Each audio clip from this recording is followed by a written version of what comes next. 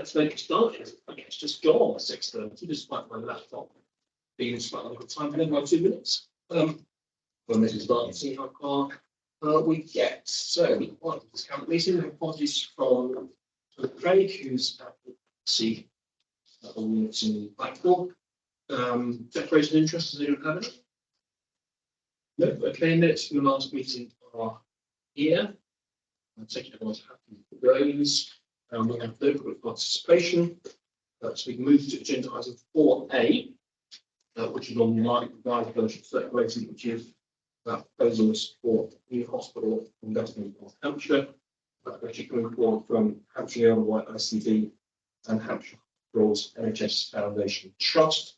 So we have a report which details what's been proposed, asked us to take a view, and we have to help us with that view a motion which I've agreed to take under urgency provisions in the Constitution from Ms Jarvis around the future of A&E services at Winchester, which colleagues have got a table around the room and will be published on the web after it has been ready. After respect, I'll hand over to Liz.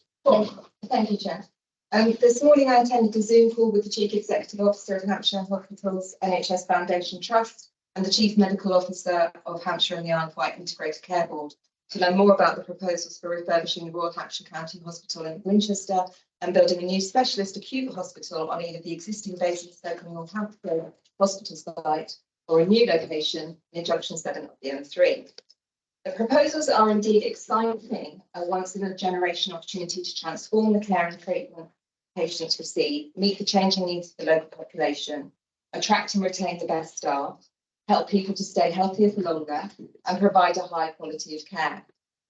As councillors will be aware, the consultation period for these proposals begins on Monday. However, while the proposals are welcome, there are serious concerns about the impact this will have on A&E services at Winchester, both during and after the refurbishment, and the additional pressure this could put on staff and services at Southampton General Hospital. A particular concern is that residents living in the northern wards of Eastleigh Borough could be put in the position of having to travel miles to Basingstoke for emergency and urgent care, and that residents in the southern wards could find it more difficult to access emergency care at Southampton General Hospital as the result of the increased pressure on services. Anyone who has ever tried to get urgent care at Southampton General will know that waiting times can be considerable. And while no one likes to think about the worst case scenario, what's really worrying is that in emergencies where every second counts, for example, cardiac arrest, residents living in the northern wards could find themselves unable to access life-saving treatment in time. And it's also vital that pregnant women are able to access consultant-led care as necessary. So this motion is requesting that Cabinet calls upon Hampshire and the Isle of Wight ICB and Hampshire Hospitals NHS Foundation Trust to maintain A&E services for serious injuries and life-threatening emergencies at Winchester, and to seek reassurance that consultant-led obstetric services for women living in the borough will not be affected. Okay, thank you much, Liz. So, colleagues got this tabled, and we're invited to resolve to form the trust and ICB to do exactly as Liz has said, which would be the best solution, I'm sure. Any discussion on the motion? Anyone around? Okay, on the motion order. I've got a question on the paper, and it's what's come through. It's not what's been given by staff, it's what's come through from the ICB. It's, they've obviously got their three options, although I can't really see huge in option 2 and 3. But the question, depending on the answer, is there is 24/7 urgent 24/7 urgent treatment centre and same-day emergency care in all 3 options, and that will be at Basingstoke and Winchester. I wondered if anyone actually knew what 24/7 urgent care treatment centre even does. So papers there who might know. Yeah. Right, okay. So that was the question, because obviously this, I think everyone is, we're all aware of what A&E is, and the fact that that will not be out Winchester. But it would be really useful to know what 24/7 urgent care treatment centre is and what sort of things they do. Because the whole thing, obviously, with accident emergency, you know, strokes, cardiac arrest, major trauma, A&E. But there's an awful lot of people that go to A&E on their own steam. They might have fallen over and broken an arm, or a child's fallen over and broken an arm. So would that be going to A&E as it does at the moment, or is that the sort of thing that a 24/7 urgent treatment centre does? So I'm correct. So yeah, it's my understanding that the 24-hour urgent care would include things like broken leg or you know, something in your eye, that kind of thing. But not for the major trauma. Major trauma would be still dealt with at A&E, and there would be the A&E. Yes, the major trauma is the incident, that's straight to A&E. And that is just there's a lot of stuff that goes through A&E that doesn't need to go through A&E if you have 24/7 urgent treatment centre. Right, okay, so well, that answers that, so thank you very much. Okay, cool. Rupert. Albeit that just go on from that, albeit it sounds walking treatment. If you do it, So that's yeah, the walk-in type thing which they deal with, probably things like broken arms and things like that. What really worried me was obviously very much welcome on the table here actually. So the board sorts of my concerns as well. Is that how is there any confidence that this banking new hospital or whatever basic state is going to be able to deal with the issues that are going to be presented by the significant geographical area that's going to be dealt. I can't see how that could happen. It's a retrograde step. Obviously, in hospitals, you do have centres of excellence. Obviously, if there are neurological issues or that kind of stuff, you can just have I'm sure Basingstoke will have its own, expertise or whatever. So there's actually no issue with regards to having clinicians who are experts, if you like, being in certain hospitals, because obviously you can be transferred, etc., where appropriate to those centres of excellence, and people are absolutely. But I certainly know that QA are under significant pressure because that. I understand that it's 30 ambulances at one point, but queued outside QA. So if we were to then think, well, if you have an accident, is it going to be, where is the capacity? Because I think that is what happens now, is that if there's capacity at a certain A&E, then they would divert you to that, depending on what your condition was. So you wouldn't be stuck or queuing outside of A&E. If you then remove some of that provision, all you're going to do is put that pressure to Basingstoke, Southampton or QA. So I do think that it is the wrong thing to do to remove A&E, but clearly I would also like to understand exactly what provision would then be left at Winchester apart from the refurb. But I still think there should be an A&E provision in Winchester and also the other specialist things that Liz has obviously outlined in the motion. Yeah, thanks, Rupert. The issue with QA is that the site is quite a constrained site. And it's grown to serve a population which is far bigger than it was originally designed for. And that's one of the reasons why ambulances queue there. And it's proved an intractable problem for the ambulance service for quite a few years now. I think the risk is that Southampton ends up going down the same route. If all the people who currently in the Eastleigh, Farrow, Winchester area, I think that it's going to be easier and more convenient to get to Southampton for A&E to where it's a walk-in service than go to Basingstoke. That then produces massive problems of a lack of capacity. It then ends up with the ambulance queuing there too. People being treated now. That's something asking to so I think the motion is very helpful in pointing that out. But I think we should be concerned. And I just also add very quickly in regards to the ambulance service, which is an incredibly difficult position because technically they are the transport service to take you to hospital. They are not supposed to be there to be treating you in a car park. It's just a completely ridiculous situation. So that's also another issue that needs to be clearly addressed. But they are queued outside A&Es. They're then not actually then going out to seeing other patients who are clearly queuing and waiting to be seen to and dealt with. Right, so Ian, therefore. Chair, the consultation, which starts on Monday, but I just wonder if the consultation does extend beyond what would have been Winchester's patch. So we quite likely to get here. The southern wards are going to be potentially affected if Southampton is overwhelmed or takes on extra cases. I think it would be positive for people in the southern wards to be able to have a say on this as well. I think it's possible. Just looking at the options, this looks to be a fairly standard options here, and clearly keeping Winchester as A&E is not one of those options. So respond, it's going to be asking for that, which is a shame. So I think the actual wording here is important to say what we're doing. I would have thought option one could be completely ruled out. I hate that there was somebody going there or transport in the back of an ambulance all the way up the M3. And when you get to Basingstoke, you've got to go down side roads and the other roads to get to what is a pretty good place from this end of this catchment area. This option one is just not. Yeah, thank you. That's it. Cool. I just want to come back on the actual motion now rather than a question, but yeah, so I read through the paper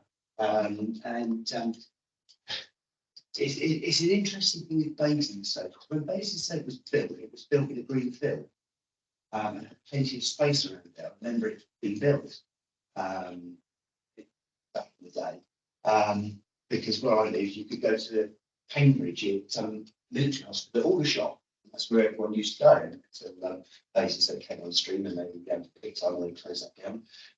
But of course, like has been said about Southampton and QA, everyone in their wisdom has now built up all around Basingstoke Hospital, so there's very little space that you can actually expand. But Basingstoke covers a huge area as it is, because I think the next major trauma hospital was probably Brimley Park in Cambridge, and I haven't got a clue what's in Newbury as the next big, large conurbation, obviously in Berkshire. And Basingstoke is still growing.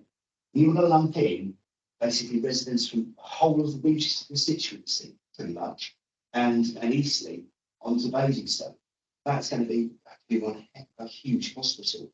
So, and to go there in the back of an ambulance, Basingstoke would be a real pig to try and cross at times. When you're having a cardiac arrest or stroke, it was just not movable. You need that care much quicker. So, yeah, that's why we need A&E at Winchester. But one thing I find interesting in the actual report is that some of the justification of this is not necessarily because of demographics. I understand the need for having trauma centres that specialise.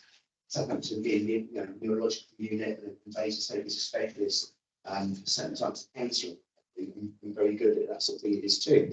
But some of the justification actually for this is actually lack of staff, which the irony that we're going to close down the hospital we can't staff too, because actually the NHS does not have enough skilled workers. It doesn't have enough specialist neonatal doctors. It doesn't have enough specialists to deal with airways. Is one of the reasons why they're closing the A&E at Winchester. And I think that actually sort of says it all at the end of the day. So yes, I fully support the motion for an A&E at Winchester, because actually it will cripple science in general. The whole thing will fall down. So thank you very much about this. And I agree with the points that have been made by Rupert and Ian. Thanks, Paul. James. Yeah, we did have a consultation presentation about a year ago on the same subject. And of course, it's the hospital consortium, which is Winchester, Andover, and Basingstoke. And this is a presentation of their part, and it's dependent upon government funding. And this is a new hospital provision, not existing Basingstoke hospital we talked about. And of course, the other item that you could add onto your list, Paul, is bed blocking, because they said then in that presentation they had 280 people who shouldn't be in hospital between the three hospitals. If they could get them out, that would release the pressure enormously. So obviously I support this motion. It's good, it's clear. I don't know if it was ultimately endorsed by council as well, whether that would have more impact than it being a cabinet view. cabinet view, I guess, is because of the timing. We've got this meeting now, and that meeting at which perhaps more powerfully the whole council is endorsing it isn't taking place for some while. That would be one point, and the mechanism is presumably a letter signed by you on behalf of cabinet, detailing and supporting this motion. And so strongly support it. Just let me say, in reality, my experience, having been involved in a few cases recently, maybe to Cllr 4, is that actually in all of those emergency cases, people are given the choice. Do they wish to go to Winchester, or do they wish, even in the emergency of a heart attack, do they wish to go to Southampton? And so there's some process which goes on in the background where there is some coordination between these two different hospital trusts. I support the motion. Thank you, James. I think ultimately it's the ambulance driver that's to take that decision in case of where they go to. A few balances. Oh yes, of course, but they're on the control centre in the liaison. But so that's the way that system works. Just on the process point, there's no financial impact to the council in this motion, so this becomes council policy. We agree to that. So it is effective for the council. Did you want to come back on anything in this discussion? No, I didn't. I mean, I think I agree with all the comments that have been made, and I think the impression I had this morning is that they're going to do their best to offer any services at Winchester. But my worry is that if they have to close it while the rebuilding, we don't know what's going to happen. And also, as you've mentioned, recruitment of staff is still a massive challenge for the NHS. So whether that's going to be really turned around by just building a new hospital, I'm not so sure. Well, given that there are over 100,000 vacancies in the NHS, and the NHS, that's 10% of staff roughly, and that's been a problem for many years. And there's no real element that the government put its workforce plan is capable of resolving that. And it certainly won't resolve it if we make it even harder to import qualified people from outside the country as well. That's part of the artificial storm that's been created about skilled people moving to this country with their spouses and relatives. So the one additional point that's come out of this discussion, I think, which doesn't need to be in our resolution, but we'll just take my act on, is the point Ian made about the extent of the consultation and how we then get involved in that process by encouraging residents across the borough, not just within the catchment area of this particular trust, to respond. I suspect that Southampton City Council will take the same view in due course, because they will have the same concerns about Southampton hospitals that we have here on behalf of our residents. So thank you, Liz, for bringing the motion to us. It's really helpful. That's certainly got the cabinet off the hook for having to think through a considered response. You've done a lot for us, which we appreciate. I'd say colleagues are happy to agree what's concerned. Yeah, brilliant. Okay, good. Thank you very much. We will act on that in the usual manner. Get that out tomorrow and pick up the point about consultation. Let's move on then from there. We have no recommendations from other committees. Item 6, corporate performance and financial reporting has been circulated, and colleagues will be aware of the issues within their own portfolios. Did anyone want to raise anything on there? No. Okay, in which case we can go to item 7, corporate fees and charges.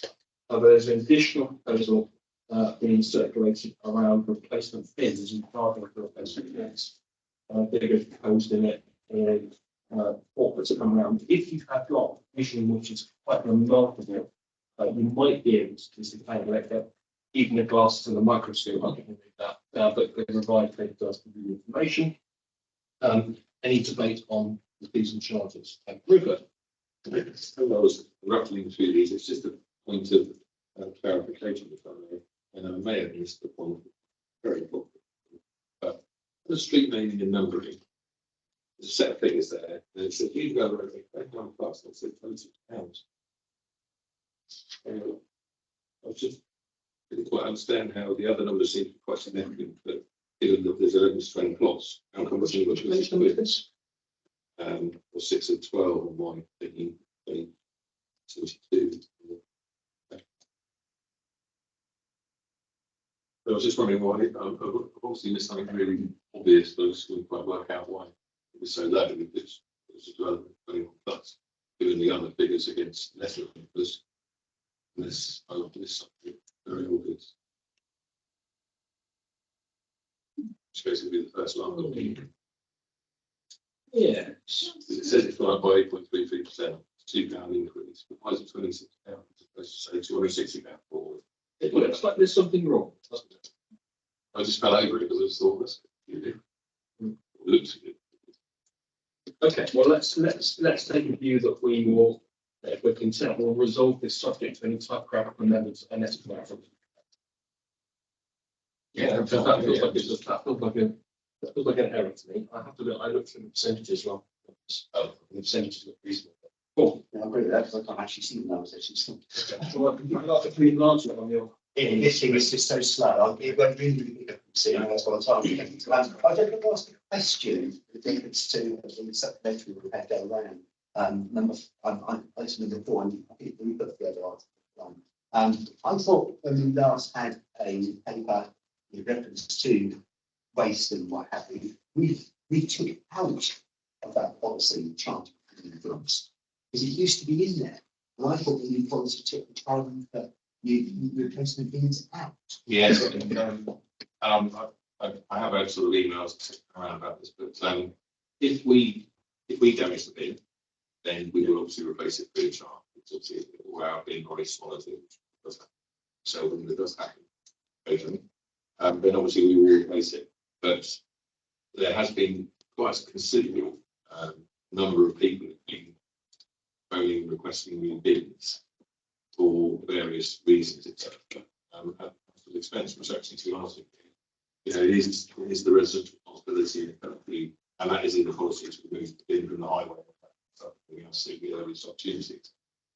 And obviously, the council will take the view as to whether or not they believe that we should be bearing the brunt, if you like, cost of replacing those bins which have been lost by residents. And if there is obviously a genuine case, then clearly obviously we look at that. It's absolutely no problem whatsoever. But I think we had something like 1,000 bins go missing over the last 12 months. Which, if you sort of think of the figures about that, but if you sort of think of that, it's actually quite a considerable number of bins disappearing. But as I say, we maintain the fact that if we damage it or whatever, then that's what we do down to us, and we'll post that free of charge. But clearly, obviously, if people are being, shall we say, careless, if you like, with their bins, and clearly, should it be that the council replace it because they've found, say, I don't know where that bin's disappeared to, or indeed, possibly people having more bins in their properties than actually they should have. So I think it's reasonable to charge a sort of a nominal fee really to replace bins for residents. I'm not questioning that. I'm just sort of questioning the fact that we did take it out. No, I think we did, but I think now looked in a bit more detail. That's actually that. And I have actually asked for an analysis that gets a bit of time just to work out exactly what these sort of 1,000 bins are, because it's not worrying. I've had my bins since I've in my property, which has been decades, but I have to say they're still there. After the bin person, lady or gentleman has emptied it and then taken back in again. So where these 1,000 bins disappeared, well, no idea. But as I say, we will look at them obviously if there are genuine cases. Clearly, they're just the norm. Charge. It's about 1,000 bins a year, which is equivalent to 2% of households. I can't believe it. I understand how it's possible. But what do people do with these bins? So they can't something to me. Or use bricks or something. I don't know. It's just I can't think. I never thought of a utility useful. You might have thought no. I can't remember. Just lacking imagination. But it's a phenomenal number of basic bins, but it is created by accident. The figure is the revised figures on the sheet, rather not on the patch. But yeah, you haven't damaged your bin, have you, Jess? No, I used the metal one when we try and check the outboard motor. Thank you. Oh dear. I've studied it. Yes, I suspect it's people moving house and stuff like that. Occasionally you see things done. Have we finished with things? Well, I'm still intrigued by it. Just a straw poll around the room. Has anyone ever managed to trash their bin, need a replacement bin? And easily, I'm not a basic level. No one has. No one has. I know this, as they say, it's not necessarily representative sample. but it's a sample of them. Not put Lewis is strapped a bit. I'm just going to come back on the new development. It looks like it's a plot, that charge, £21 per plot. That's why the charge is so low. I think it's new development would be 11 to 20, B6 437, whatever the value is. 21 or more, you'd be paying the price per plot. I'm really high, but I'm looking around. It's big create a merriment. Right, so we'll move on from Bicknell. James got something else to explain. Well, it's very minor, but it just occurs to me that for the Poynton Theatre for commercial use, these percentage increases look pretty staggering. Must be a rationale, but maybe it's in the footnotes, and I haven't had to read it. But 42% increase, 26% increase, 36% increase for those half periods. Maybe we're completely out of kilter with other commercial markets. But I know for our local parish councils, some of our charges are actually slightly reducing them because we think the elasticity of demand would mean that certainly lower the charges, we're going to get the usage up. Maybe these are incredibly heavily utilised and therefore we can justify these huge increases. But so, it's a small item and some people could make mischief out of the selling such swinging percentage increases. So the history on the theatres is that we have said for a number of years that fees are what is appropriate for the business plan, which is agreed separately. That's all venues. That takes account both the comparison prices for the theatres and accommodations and also our operating costs.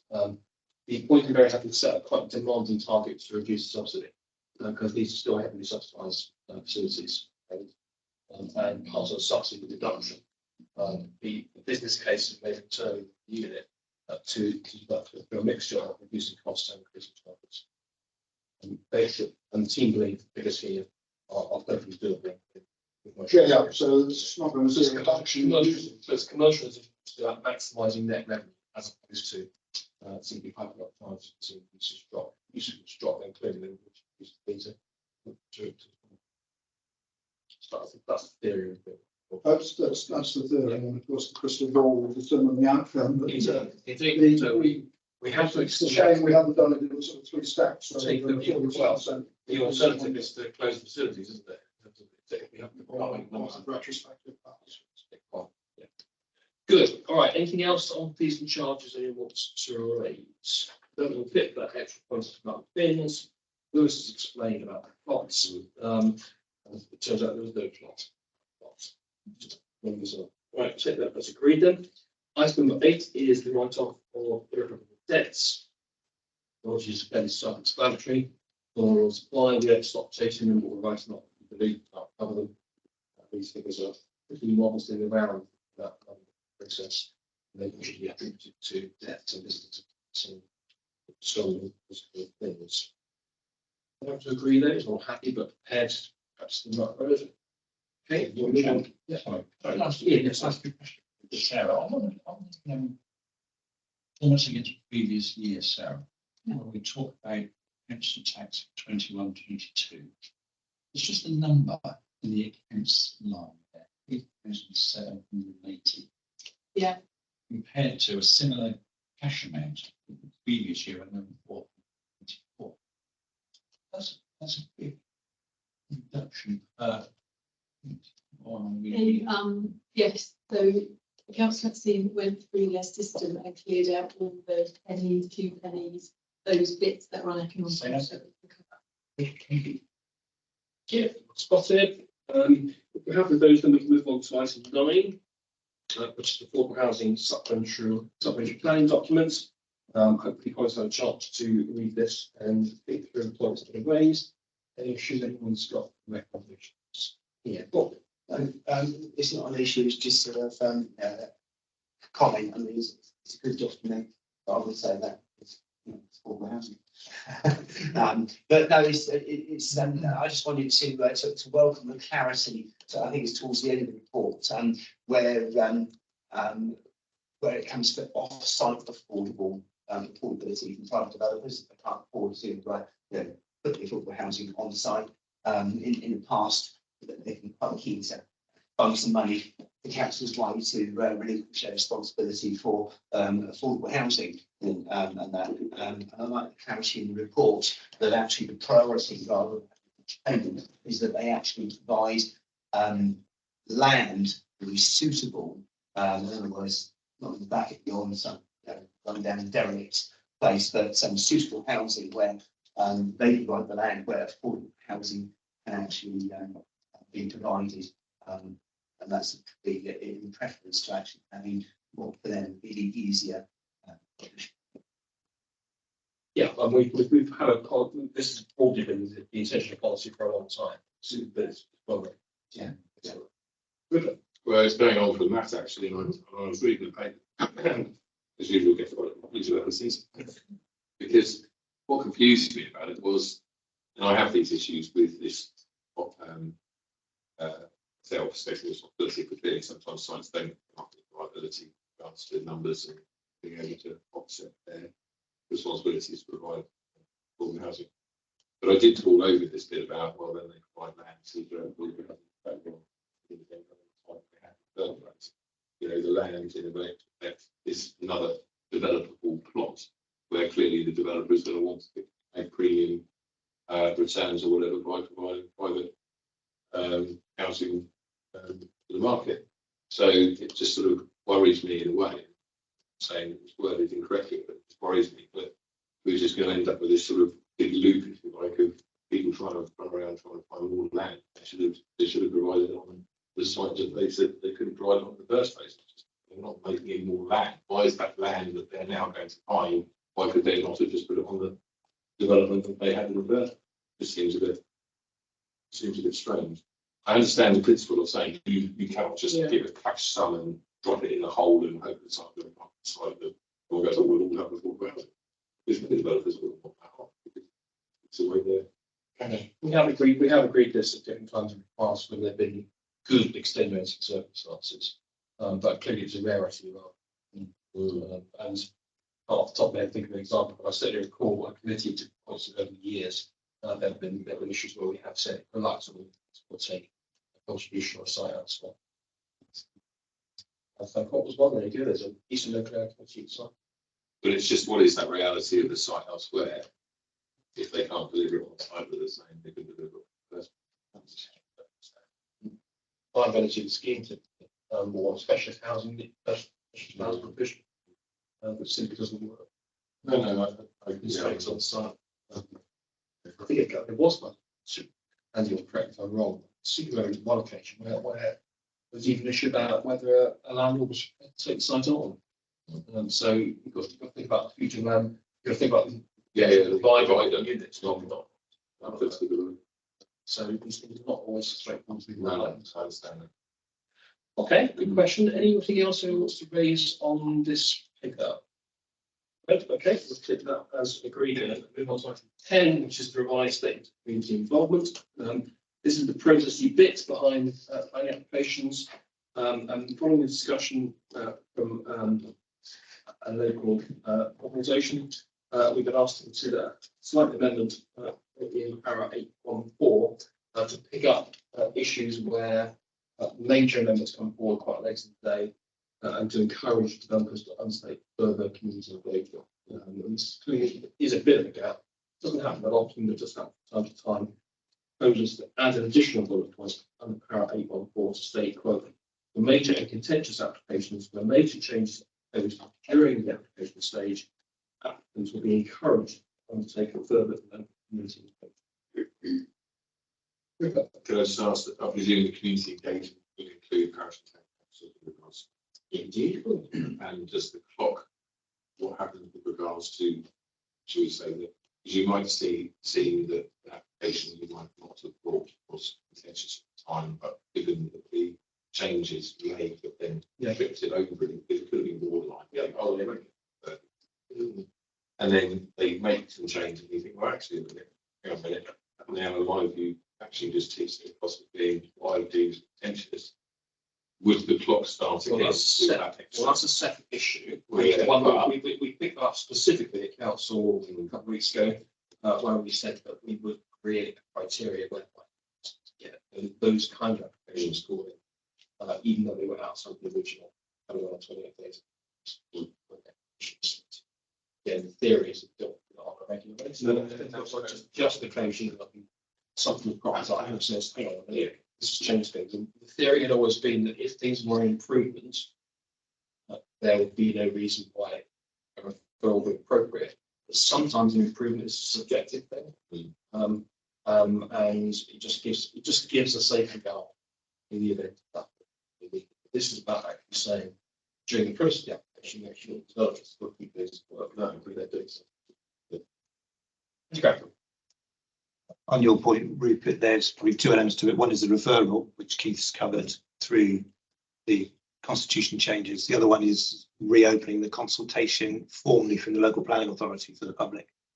And the planning manager would look at that on a case-by-case basis. And if there were changes which created additional impacts or new impacts, then they would open up the reconsultation again. So it doesn't always happen that there'd be opportunity for the public to formally comment and be consulted.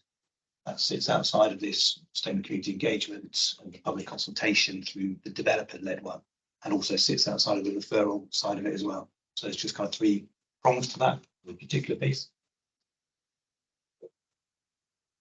Yeah, Paul. Yeah, I might have sort of misread the policy, but I've read this that this is what EBC would do. Thinking that this statement of community involvement is connected very much with the local plan process. So when it comes to 813, it goes on about application of publicity. It goes on to say what we will do, or planning applications, what will be done. But it's not clear, that's so because of the way I've thought this is written for. It's not actually clear that whether this actually also to private developers as well as EBC, because obviously I know that EBC do all things in that book 1.3, which is page 138 of the ModGov Act, but equally I know that private developers don't. So it's sort of a question, observation, as to whether this needs to be a bit more specific to show that it also does include or does involve, if it does indeed, private developers, that they need to be writing letters and doing consultations and stuff. So now in the past, we have had situations where developers haven't, and it's been, well, in fact, then do it not council on their behalf. 8.13 is just about what the council does. So I've read the policy, Yeah. right, That's the bit that we do at the right. application from In which case, yeah, okay, which is exactly how I read it. Okay, but the question is should this also be that private developers should do it, or should there be something in there to just give a bit of clarity that this is what we do, but they don't have to, because somebody else might read this policy. I've read it, this is what EBC does, but somebody else may read it and think, well, hang on, this medical application has been done by X building contractor, hasn't done that, why not? Your policy says this. So, I don't know if that sense, but. No, I think you're mixing two bits up, but Andrew would come in. Yeah, thank you. 813 refers to the process when a planning application lands within the local planning authority's arena. What does the local planning authority have to do in terms of publication of it and notification of that? And that's set out by national legislation in terms of letters, site notices, press notices, etc. And that's what 813 refers to. I think 814, we were talking about community engagement, is more developer-led, and that is the bit which, to be fair, varies in terms of the quality. I know some developers just put a one-page notice in to say that applications are coming in, others hold events and invite people to come along to it. So that's the more discretionary bit. 813 is, and this is what for any planning application the local authority would do in terms of notification of the public. No, so our statutory duty put stuff on land posts in whatever application it is that we do, and what have you. But for every application. That's right. So for every application, we've got a notification process which sets out, depending on the scale, if it's a major development, there's more publicity, it goes into the press, sign notices. If it's smaller development, then it's letters to residents who live opposite the site. And then 8.4 is the biggest stuff if you've got a private estate. Okay, and I get that now. Yeah. I think typically developers at that stage, will either do leaflet drops or they'll do mailings or they'll do events or whatever. Classically, giving their spin on the application, how wonderful it is and how the borough council requires this development to happen to meet the local planning requirements, even if that's not the case at all. Because it's their spin, which is why it's so important that we then do a neutral consultation, have a look at the plans and come home submit to us. And indeed our role as council in terms of correcting developer spin where it is just developer spin, which can be very annoying. It is what it is. Okay, anyone else on this one? No? Well, I just was trying to use the word encourage. That's because We can't require. we can't require, Can't require. we can't even find somewhere a little bit meatier, like are expected to. Unless the new NPPF published next week comes up with something which suddenly turns things on its head and says we should be, developers will be required to do things, that kind of counter direction of government policy. Thank you.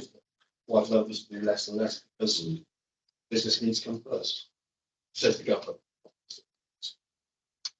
Okay, if we're content with that, and we've added this extra line on 8.14 in terms of changes to applications, we can then take that to read and move on to item number 11, which is cap on safe and legal routes, which is consultation from government.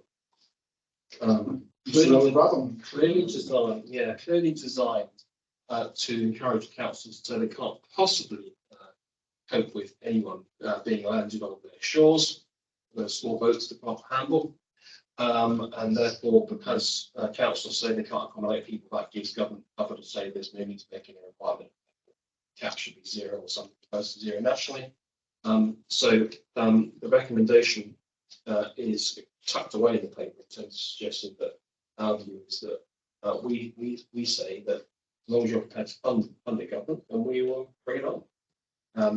So that's the appropriate thing. Government has responsibility for funding these issues. If there's funding available, then we will make appropriate provision, as we have done with our Ukrainian Afghan guests, and continue to do so. With every dollar of money the government's prepared to give us, we will find out that's what we do. It also means that we increase our housing stock for the long term, which is a good thing. Yeah, I mean, I would agree with that option, which I think would be added to, isn't it? Yeah. And that, but of course, the caveat on option 2 is all the time that this current government funding local authorities, is it going to throw any money our way through to do this sort of thing?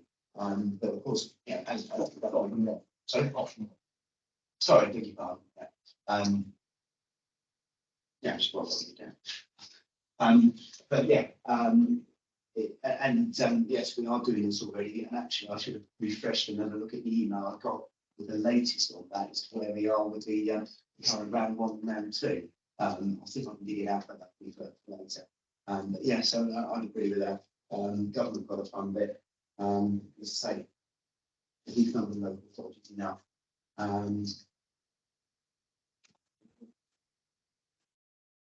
There is an exempt paper on this, not discussed in public, but if we don't need to discuss it because it's basically just additional technical information, then we don't need to close the meeting to move to appendix 2. Anything else on the paper as here? No, in which case, Rupert, waging or struggling to see a I would.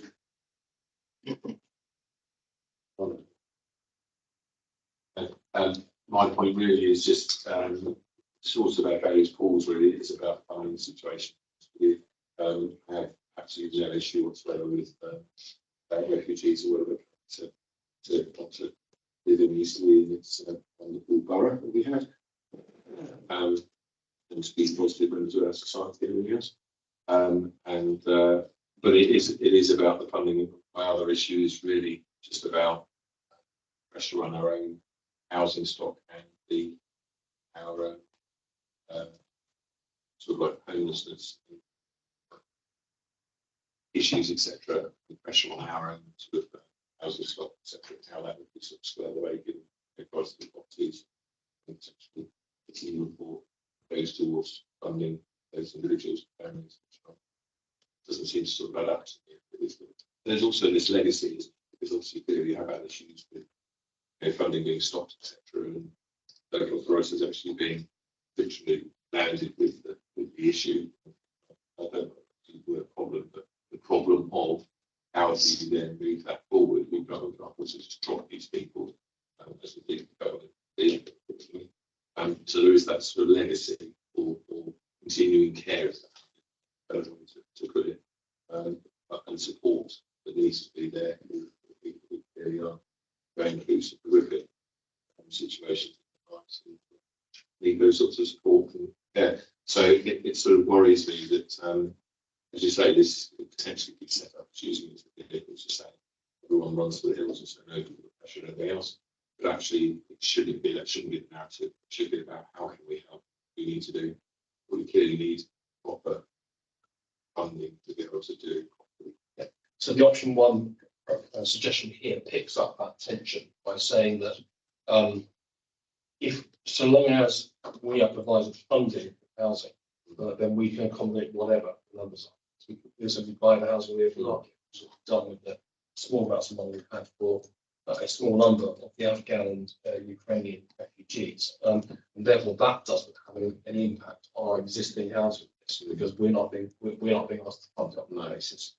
We will pick up our existing housing duties under the existing system, which we can do in hard times, but we've always managed to do it. But this is therefore about additional funding for additional numbers. There's therefore no pressure on our ways. But the report was mentioning about some of the families becoming homeless and therefore then going into using homeless stock, which obviously is at a premium, even without personal income.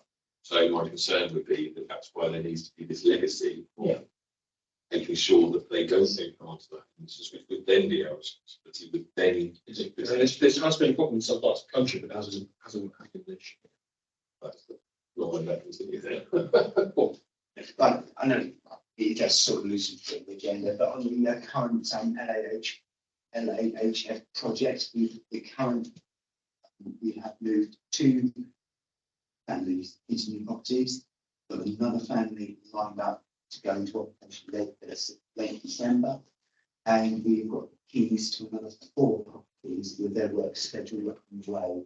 Obviously, the autumn statement government announced the around 3 of this LAHF project. So we see it being part of the solution rather than the problem again.